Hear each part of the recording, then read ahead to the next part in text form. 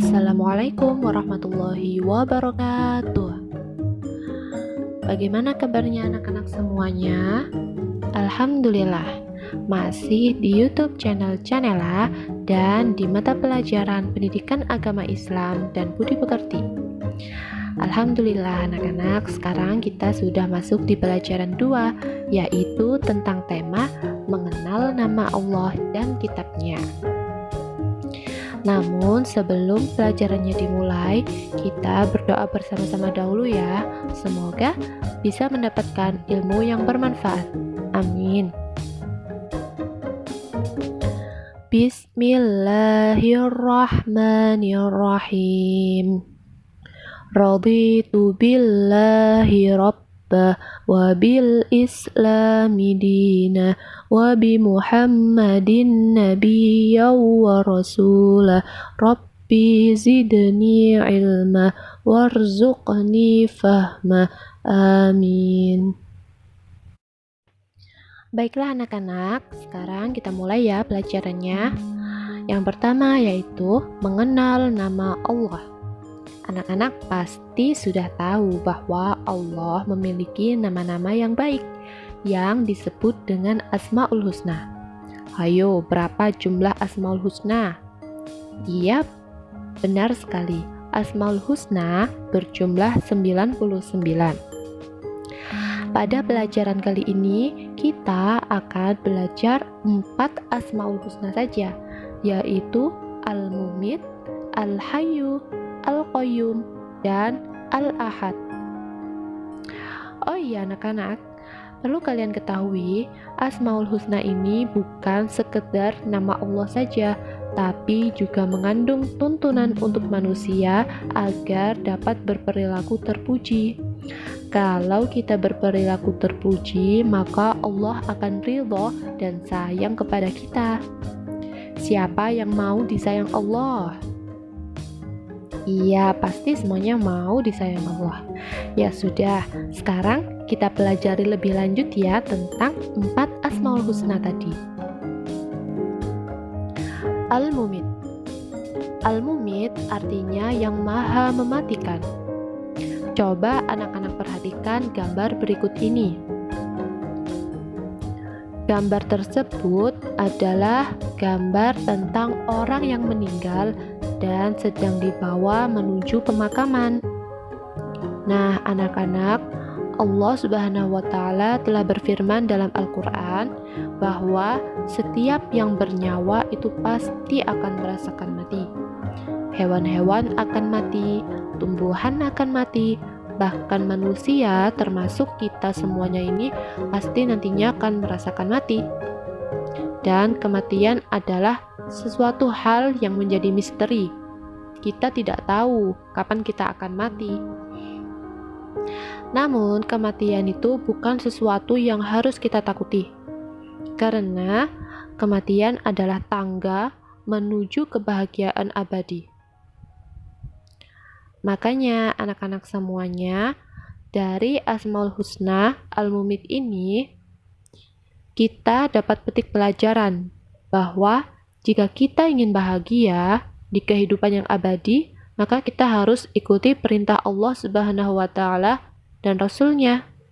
Kita harus rajin sholat, rajin membaca Al-Quran, rajin belajar, patuh dan hormat kepada orang tua, serta patuh dan hormat kepada guru. Dan kalian juga harus menjauhi larangan Allah, sehingga kalau Allah ridho dengan apa yang kita lakukan, maka nanti setelah meninggal atau setelah kita mati, maka Allah akan berikan kepada kita kehidupan abadi yang bahagia, yaitu kita bisa masuk surganya Allah. Anak-anak, selain itu kita juga hendaknya membiasakan diri berdoa kepada Allah Subhanahu wa Ta'ala. Ya Allah, ya Mumit, wahai Allah Tuhan yang maha mematikan, matikanlah kami dalam keadaan husnul khotimah. Karena jika kita meninggal dalam keadaan husnul khotimah, maka insya Allah kita akan bisa lebih mudah masuk ke surganya Allah. Al-Hayyu. Al-Hayyu artinya yang maha hidup. Allah adalah Tuhan yang memberikan kehidupan pada makhluk-makhluk yang diciptakannya. Dan Allah hidup kekal selama-lamanya. Allah tidak akan pernah mati. Allah akan ada dan hidup selama-lamanya. Al-Qayyum. Al-Qayyum artinya yang maha berdiri. Allah itu mandiri anak-anak. Allah bisa berdiri sendiri. Allah tidak butuh siapapun, tidak butuh pertolongan.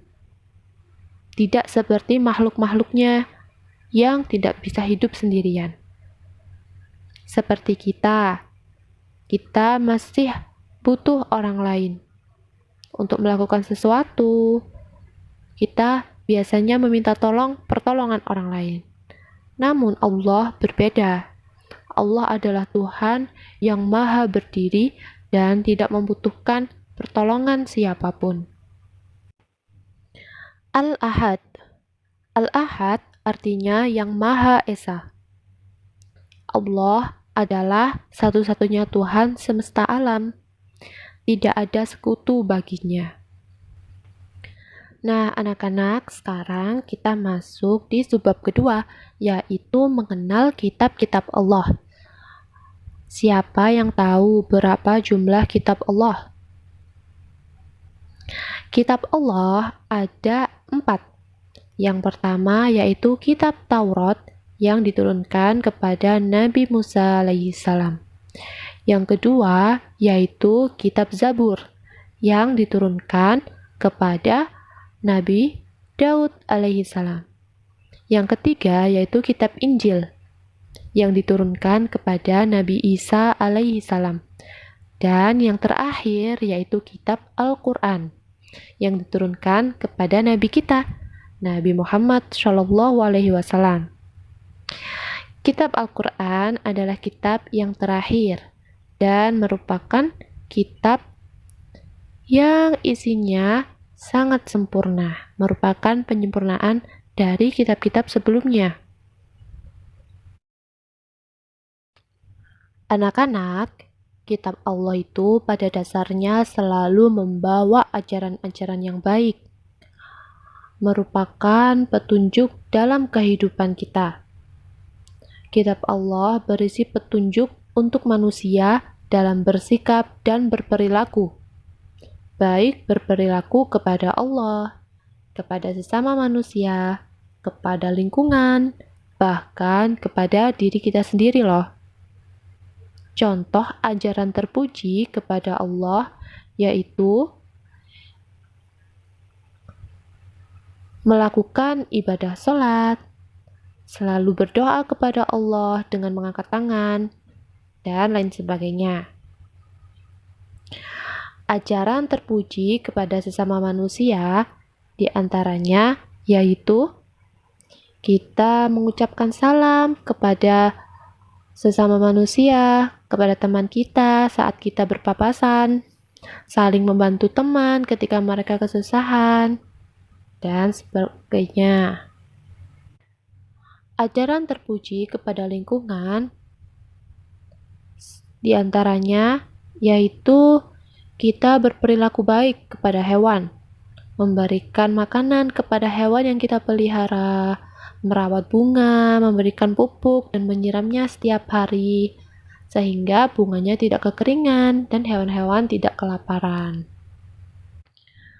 Juga kita harus menjaga lingkungan dengan membuang sampah pada tempatnya, tidak membuat kerusakan, dan selalu menjaga kelestarian alam.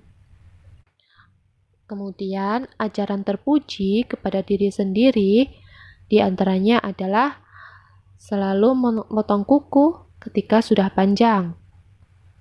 Kemudian kita juga hendaknya berhias agar penampilan kita tidak tampak lusuh dan termasuk sebagai ikhtiar kita mensyukuri apa yang telah dianugerahkan Allah kepada kita, yaitu tubuh yang indah, sehingga kita harus rajin-rajin merawat tubuh kita. Baiklah anak-anak, itu tadi materi tentang mengenal nama Allah dan kitab Allah.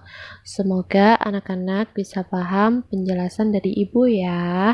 Jangan lupa di rumah tetap semangat dalam belajar dan berlatih soal. Kalau begitu, sampai jumpa di materi berikutnya. Ibu akhiri. Assalamualaikum warahmatullahi wabarakatuh.